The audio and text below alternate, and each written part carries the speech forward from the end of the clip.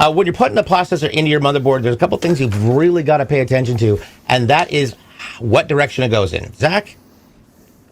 Yes, all procs have a key on them, so it doesn't matter what you're looking at. In one of those corners, there's going to be a teeny little triangle, and same thing on our motherboard, there will be a triangle in one of our corners. If we match that corner up, we should never fail on installing a processor as long as it belongs in that socket set.